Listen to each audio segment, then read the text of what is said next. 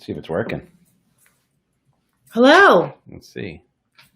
Hello. Is that my echo or your echo? Are we live? Bobby? Okay. Hello, everybody. We're back. We're back. We're just making sure Not that being this rude, actually... I'm just testing.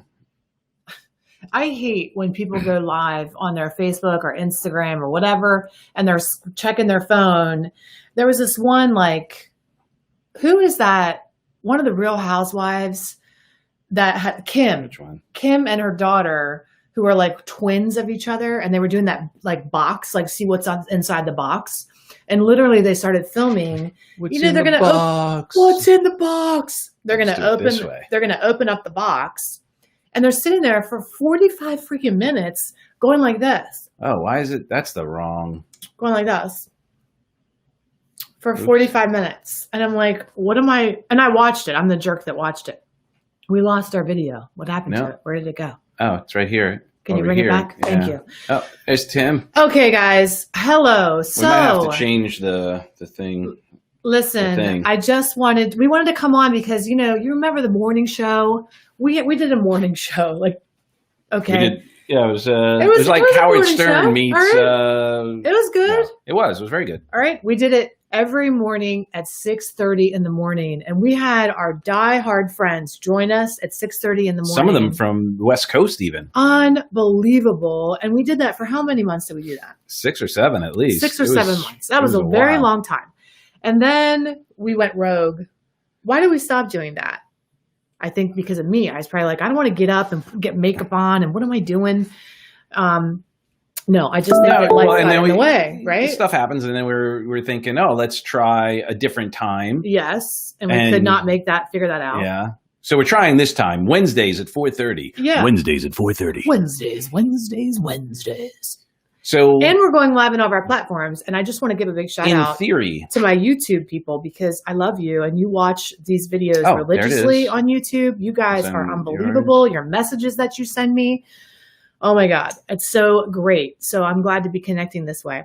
So we just want to take a couple of minutes to come on today and just get reacquainted with you guys and say hello and what we like to talk about and, what you want to talk about. Basically, I'm brain dead. I just want to be real. I want to tell you the truth about my brain wave activity. It involved kindergarten all day today for a total of 5 solid hours, sitting in front of the screen. And I'm going to tell you something about Zoom school. All right.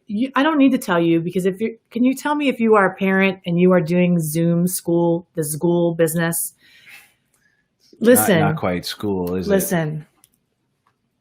This is a kindergarten class. So half the kids don't know how to mute. We've got kids up in the thing screaming and yelling and parents. And their parents, you can hear their parents doing their business outside. Kids, right? Yeah, right? The parents are going bananas, calling people, arguing. I got out here. I'm just like, oh my God. And of course you guys probably know me. I'm in the chat. I'm up in the chat box. All right. Hey, can we get it situated here? Can you guys find the mute button? Shh. Let me tell you where it is. It's old lady McGurk. She's telling us how to... I know. He always makes fun of me like old lady McGurk, like I'm a kraken. I come out of the cave and I'm like, yeah. But listen, I get really frustrated. And our kid is such a trooper. She's sitting through all of these classes. Nobody's meant to be... 5-year-olds aren't meant to sit in front of a screen for 5 hours at a time. Well, okay? And yet she seems to be able to do it with your iPad. We don't let her do it for 5 hours at a time. Can you fix this so I can see what's happening and we can get out of here? Yeah, I'm just... Okay. So anyway, I can only handle so much of that where my brain starts to... I'm trying to do work. How are you guys doing it? I'm trying to do work as we're doing the kindergarten.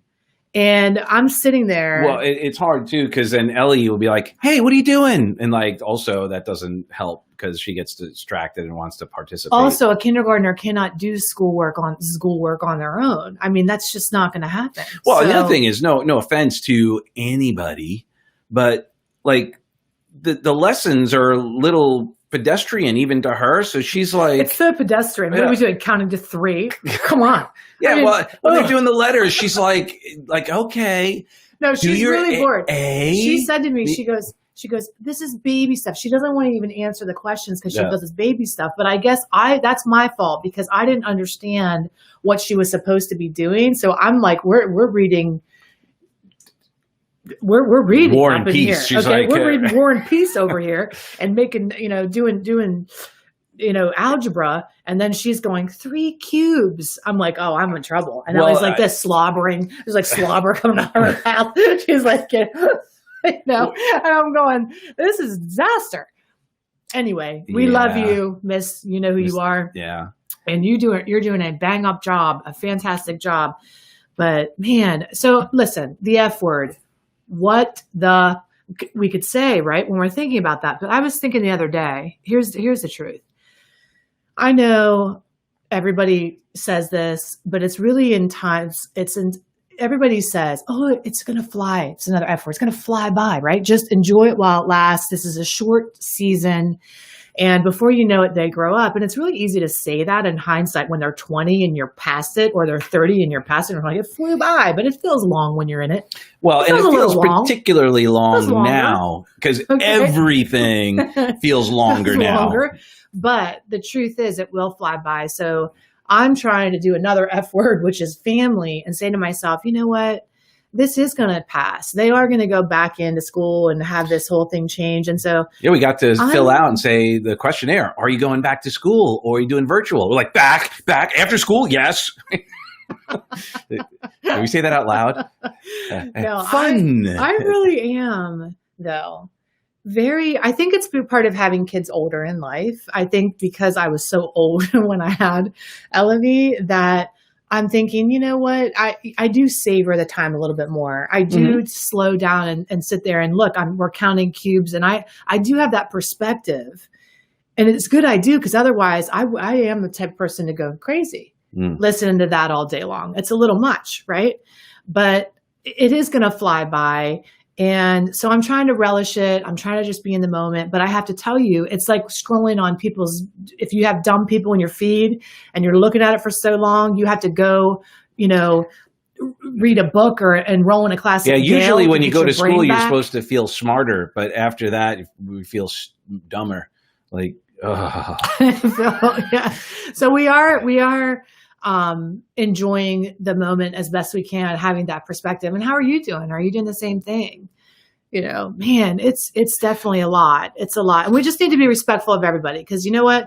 Some parents are going to want their kids to go back to school. Some parents have committed and already decided to do this all year long. And how dare anybody say to anybody else, oh, you should be doing this with your kid, or here's what we think you should do. Well, piss off. I mean, you don't get to have an opinion.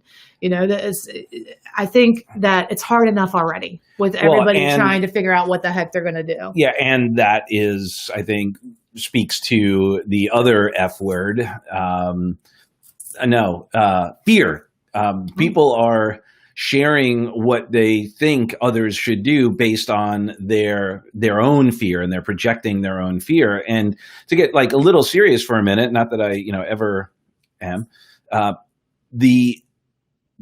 it feels like we're sadly kind of indoctrinating a fear-mindedness, though, which is a little unfortunate. I heard Ellie yesterday, like, excited to come back she was saying, okay, we're going to be coming back. And she was like, oh, and I get to hug you and I get to hug. And they're like, no, well, yeah. Oh, she's like, oh, I guess we just have to do air hugs.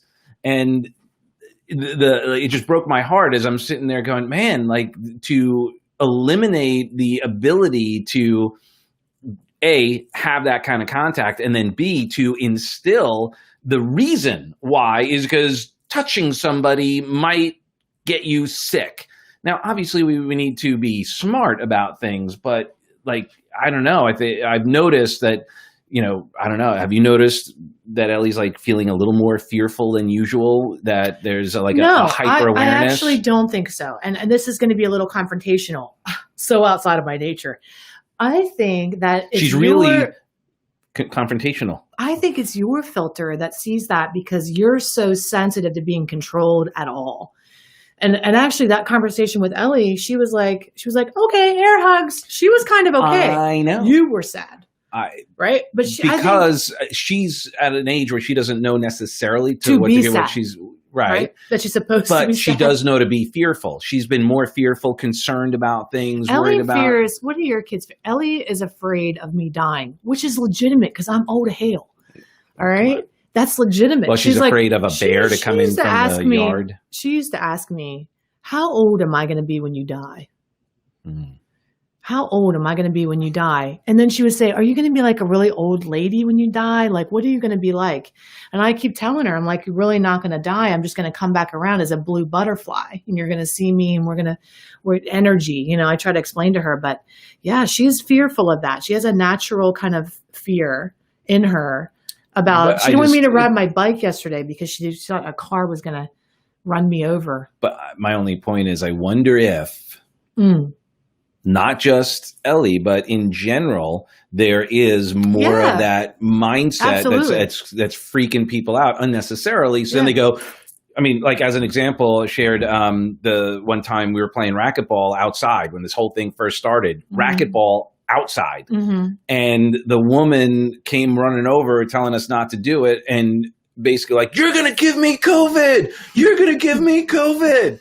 And to think that that's what people are thinking, that like, you know, even just, 20 feet away or more, we were, like she could have avoided us completely.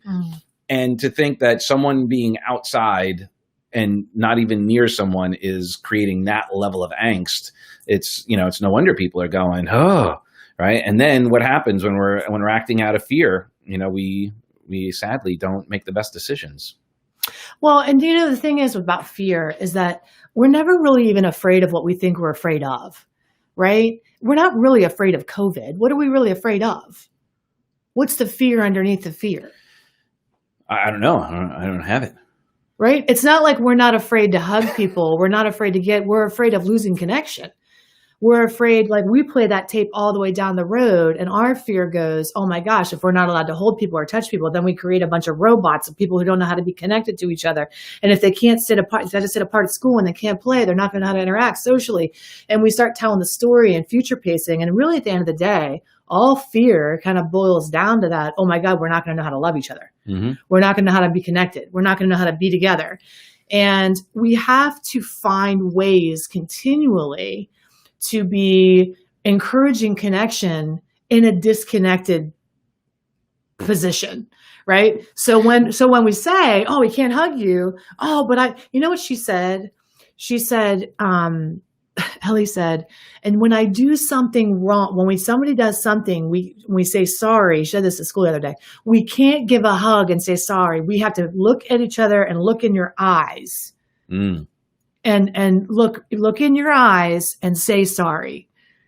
And I was like, yeah, she's finding ways to connect, even as a 5-year-old. Yeah, brilliant. Well, she always had, but we need to do that. We need to do that too, and not get, except that if you're even allowed to, because how do we look in your eyes here on Zoom or some other technology? You know what? I make videos for a living.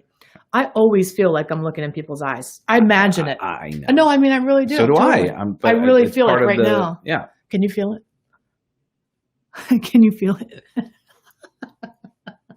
I definitely blue feel steel. That. Right. I can't go left. So I guess ultimately, though, there's hopefully gifts in all of this. Yeah. And also, though, how do we not get sucked into that idea of all the things to be afraid of? Because the truth is that everywhere we look, it doesn't matter now. It seems like every time you turn on anything, there's some person, some ad, some post of something to be afraid of. It's like Debbie Downer all the time, practically. I feel really lucky because I need to be more in tune with this problem. guys, I've been obsessed with personality tests my entire life. Like I came out of the womb, like taking a psychology test. I mean, I literally, it fascinates me, right? So I've done the Myers-Briggs. What are you? If you've done that, please tell me. It's a little unreliable because it changes, but I'm an INTP or ENT, or sometimes on the fence with an ENTP, right there on the fence. And, but I got into the Enneagram recently, which is, by the way, the most accurate of everything I've ever done. And it just confirms what you already know about yourself. So anyway, one of the things that I have, a personality trait, is a fearlessness. Say disorder. It was one of my personality disorders. One of the disorders that I have is I don't give a shit. No, it actually could cross over into a disorder by not giving a shit, right? I have that fearlessness kind of thing in me that I'll just do it. I don't care. And even when I was growing up, my sister was always, there's a picture of us on a roller coaster or on one of those Ferris wheels. Merry-go-round? No, Ferris wheel. It goes this way. It goes up and down. Merry-go-round? Ferris wheel. Okay. So I'm on the Ferris wheel and she's like clinging on it and she's looking over and I'm like this, whee, have my arms up. And she would always get me to do her bidding. How come you won't go on the slingshot with me? Because that's a fair ride, Doug. Same as I don't eat fair food. There's one in Orlando that's it doesn't move. People because half the people there aren't firing on all cylinders while they're doing the ride. They don't need to fire on cylinders. Let me tell you something. It's one if button. The rides don't get you, the people operating the rides will.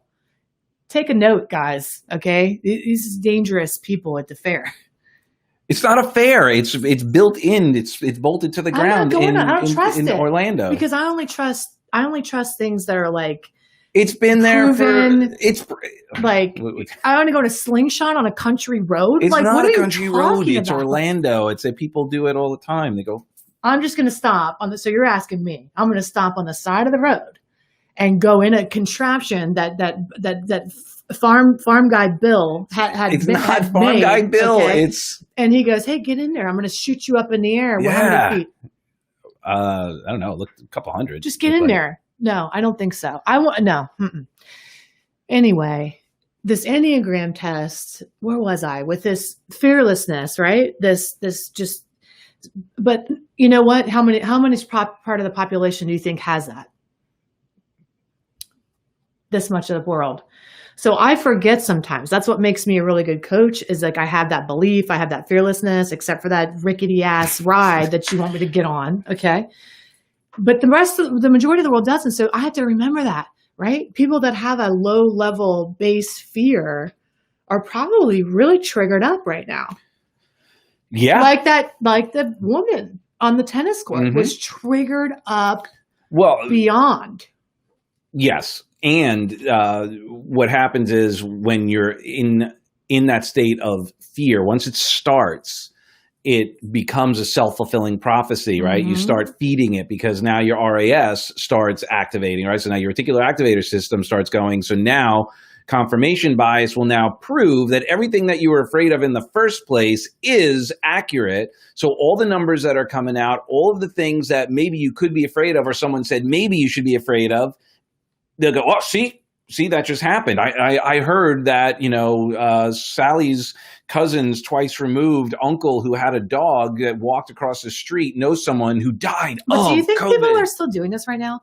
Do you think people are still afraid of this right now, or has that passed? Some are. I've spoken to a few, which is weird. However, I will say a lot more are starting to come around and go, whoa, wait a minute. I'm willing to question some numbers here. I'm willing, like, as an example, just today, I think it was today that came out. I don't know if you heard this. We're going to, here we are in Florida.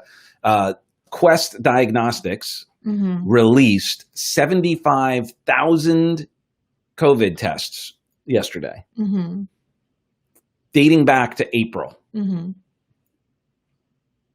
Well, I don't understand what you're talking about. They released 75,000 tests that went back to April. They didn't every week say, here's the weekly average, here's how many tests. They just released 75,000 at one time. Gotcha. Which then our numbers were like 3,700 cases, not deaths, by the way, just cases, which is even questionable. But then it was all released at one time, so it spiked up. It looks like 7,000 cases came out. So we're like, 77,000 cases in Florida. Whose voice is that? Is that his name Harold? That scared. I feel like he's like. That's what's his name? The male Karen. Oh, okay. I guess. I don't Kip? know. Kip.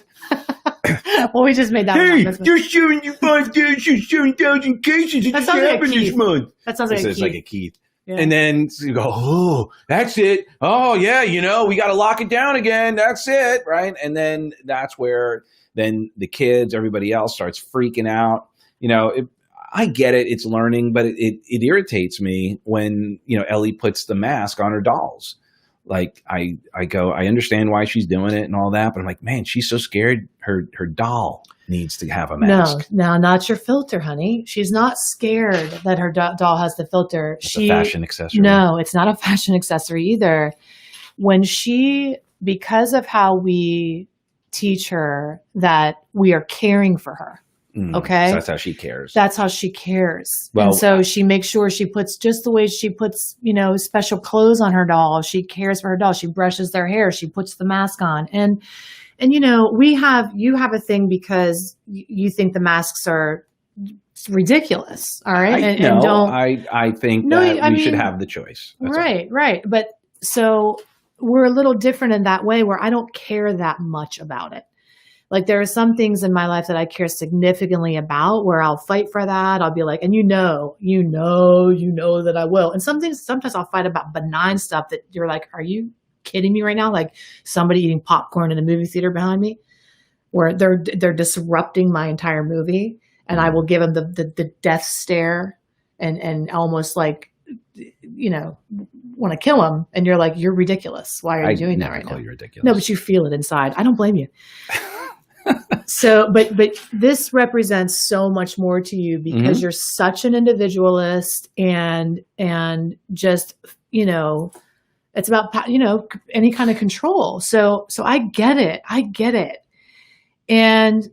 But it's not healthy for people. Like, right. Just that level of fear and anxiety isn't healthy. Right. And you get addicted to all the cortisol and all the adrenaline and all the, the comments and making this about, your life about making comments about what people do or don't do. Yeah. And the only energy I like to think I do my best to is just the energy. I'm like, look, take a stand to own your choice, your ability to grow your life, the ability, and don't be, buying into every little thing that's going to freak you out because it's not going to serve you. You're right, honey. And I think one of the really important things is like, just as in relationships, being always that being my perspective. And I mean, you're with a couple here that we're so much alike and we have so many thoughts. And that's why I married. One of the reasons I married him, I'm like, yeah, finally somebody who gets it. You know what I mean? Like how egocentric of me. Oh, that too, baby. Sure. But there's just things that we aren't as passionate about, right? That we're not aligned in some of these different areas. And politics is one of yours. And I could care less about, I'd like, honest to goodness, I'm one of those people, like the less I know. And that upsets a lot of people who care passionately. But we together support each other's different perspectives. And I don't shut it down. I listen, or he listens to me. And that's important right now, especially during a fear time or a conflict time, to allow each other to be heard or have these differing perspectives. And we don't always have to be on the same page. And that's what's scary. Like what you're saying, it's proving that point. It starts here in the home, but then it trickles out into society where you go into a Walmart and somebody doesn't line up with what you're doing. And it's a war in a Walmart, and you're just trying to buy that stupid rotisserie chicken. You know what I mean? It's like, right. Like, what do you care? There's a difference between like allowing people and just doing their thing and then freaking out, like getting upset when you see someone wearing a mask while they're driving. Well, I do get a little upset about that, but I don't let it get the best of me because I just feel like, what is happening? But that's like, okay, yeah. But there's a forgot they're wearing. How could you forget? I don't know. I really. But point being is sometimes you're like, oh, take a picture of it and like, shame. Yeah, look at this asshole wearing that. That's going like, look, if that person wants to do that, that's what I tell Ellie. She'll ask like, why are we wearing masks, or do we have to wear a mask and all this? And I was like, Ellie, we're doing it because it helps other people feel better. It's the kind thing to do right now. You're safe. You're fine. Don't worry. We're just right now doing something like this because there are people right now who are really nervous and this helps them feel better. because I don't want her like feeling like taking off the mask, like, what just happened? Like I just, No, I like, told her today when she was talking about wearing a mask and school, and when they go back to school, and I said, honey, you wear a mask because it actually protects other people from you coughing on them or sneezing on them. But they're not going to have to wear a mask mask at school, you said. They are going to have to. Watch it live. Watch it unfold. Get your popcorn. Just kidding. They are going to have to wear masks. You said that Miss Taylor was that they were sitting. I'm sorry. Outed her teacher. Sorry. Miss Esmeralda was. No, the teachers were like it was going to be. I was misinformed. You have to rethink this. Actually, no, Douglas, because life is about trade-offs sometimes. And I'm going to tell you, from my perspective, I will trade her being able to be present, interactive, positioned in school, being able to learn, be able to see and touch and feel her friends and the exercises that she's doing, and have her wear that. I will be more than happy to. I think that what we forget is sometimes we want everything to be our way all the time. No, I don't. Life is about sacrifices. Sometimes you have to sacrifice. It's like trauma. It's like going into. How is that a trauma? Putting all these kids and basically having these mandates, these rules, these like, fear-based, everyone, like you can't hear crap, you can't breathe. It's not, I mean, studies are showing that it actually is not as healthy as you think, that it's actually worse. So she's basically rebreathing all of her germs in the first place.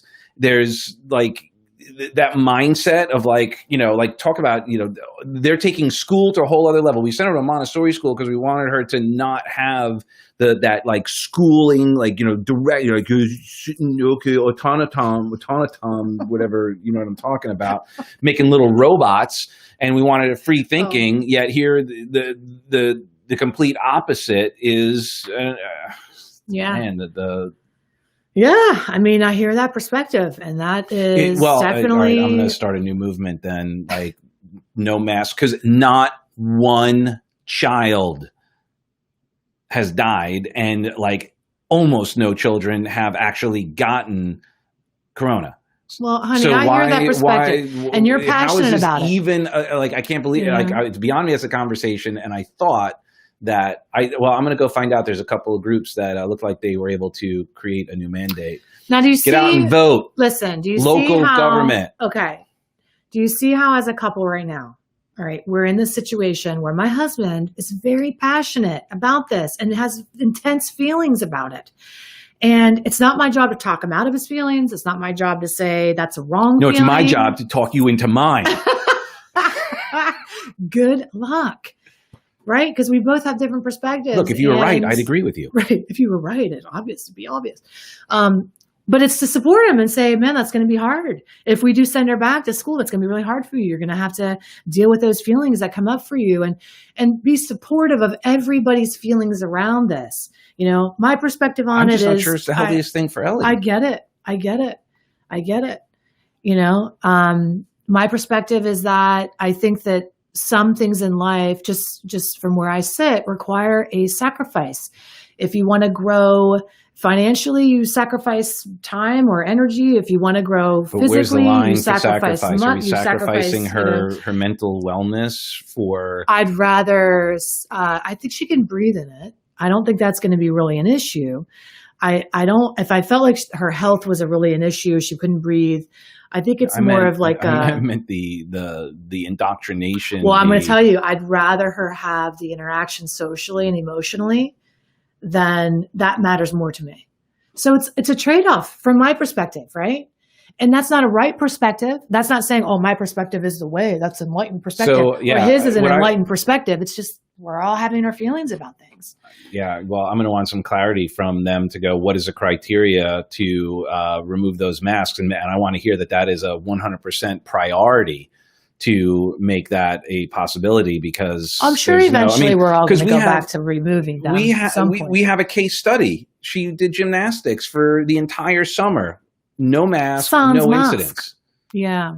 So I'd like to, like, where's someone doing the studies on that? Like, I think schools are a little different because there's so many. Because they're idiots.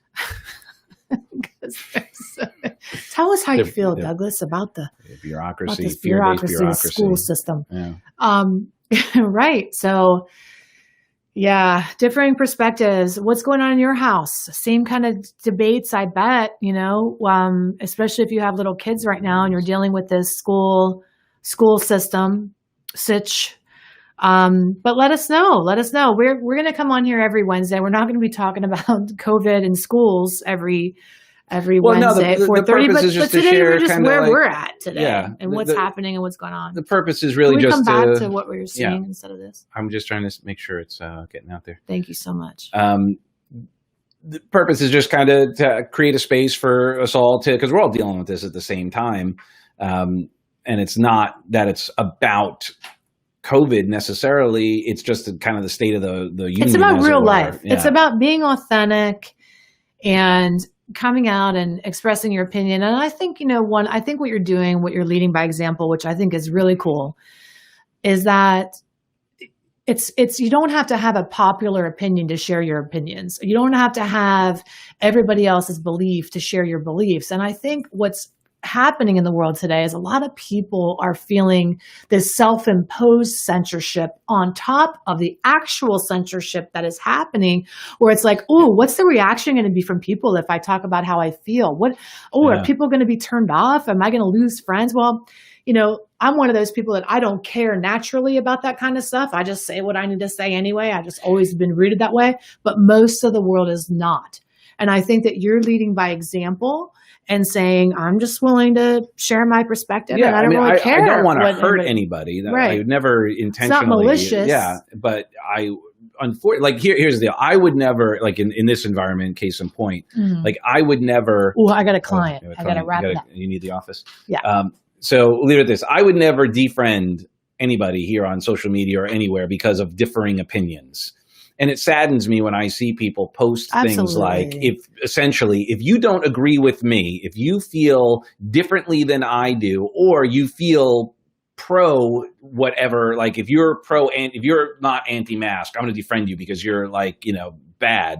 We're creating more division that way by creating bubbles in which to support each other and not see each other and have a conversation about other perspectives, because we're not going to grow. We'll actually stagnate even more. And that's what's happening by creating all of this. I'm going to let you keep talking. Oh, no. No, my office is set up out here in the loft. I'm going to go. Okay. I want to go be with her. All right. I love you guys.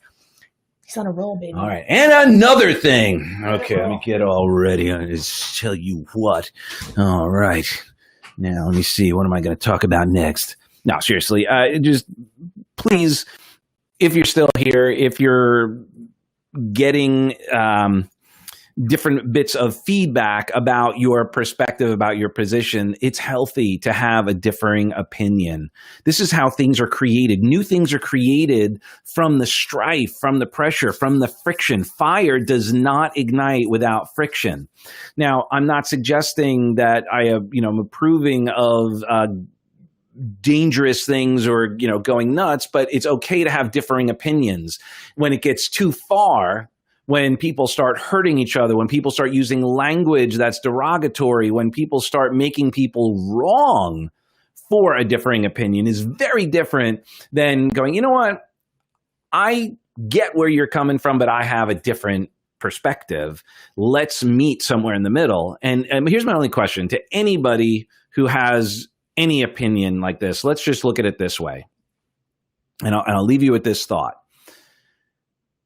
If we took the two extremes right now of what's going on, whether it be mask, anti-mask, conservative, liberal, Democrat, Republican, whatever that is, because everything boils down to right now what's going on with the responses to these challenges. If you were to just take 50% off of each and looked at what the middle is between those two, would you be okay with that? Think about it. What would that look like? What would that sound like? What would an actual compromise be based on the extreme of either side? If we were to take the middle road of that, what would that look like? What would that sound like? What would that mean? what impact would that have? And it's interesting. Like, I think about that, and it's so contextual, right? That how would you, how would you quantify it? And I don't know. That's like saying if so-and-so, if this happened to so-and-so, it would happen this way. There's no way to actually know, right? So I understand this is completely hypothetical in conversation. But what's happening is that we are so engrossed in the fear of what people are going to say, how are people going to respond, that they're not even willing to have the conversation, or they're so willing to have the conversation that they're bold enough to say, you're wrong. That is, you are absolutely wrong, and I'm going to now do something about it. And then when people again, here's where the fear boils into. All the riots and all the, like peaceful protesting is great. It's awesome. We need it. It's part of society. It's absolutely, I support it 100%, even if it's something I don't agree with. I'm totally cool with that. Like, peacefully protest, speak your mind. Create an environment to have a conversation. But when we get filled with fear, right? Fear folds in out of itself into anger.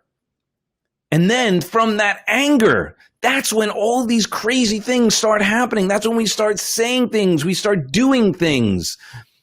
And, it kind of feels like just everything right now. And then I'll wrap this up, because it's, we wanted to have this to be the Dug and Heidi conversation.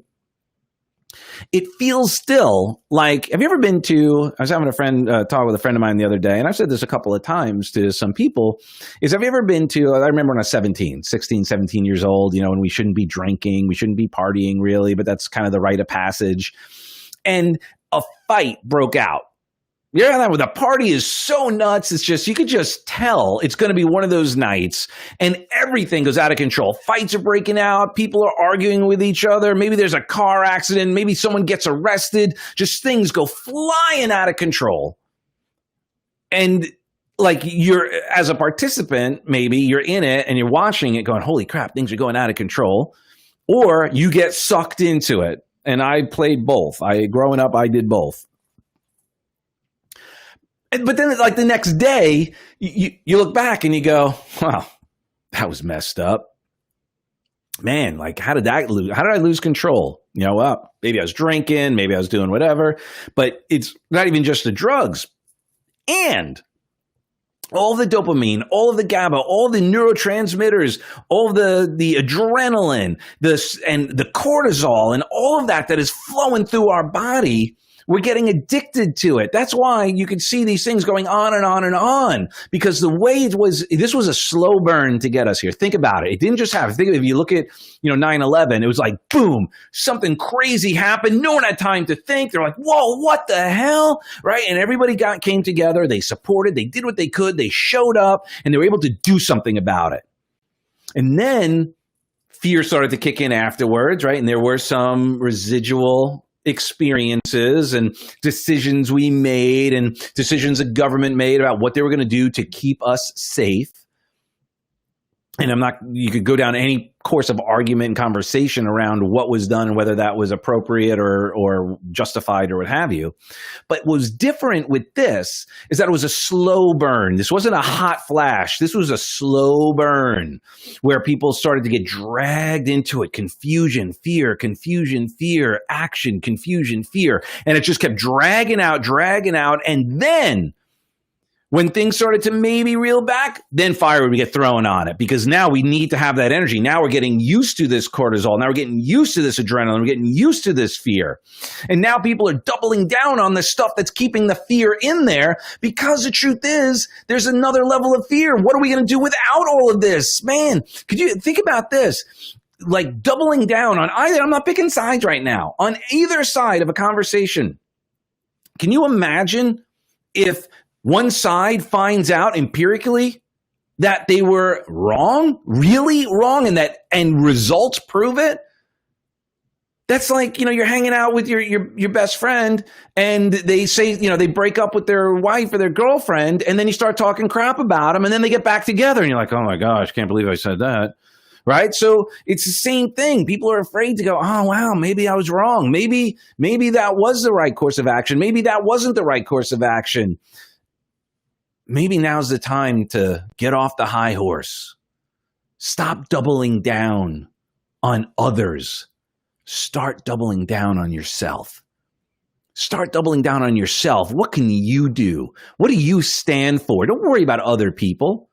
How are you going to make a difference, a positive difference, without tearing people down, without making people wrong? I don't make people wrong. I understand where they're at. I would like the same freedom to make a decision.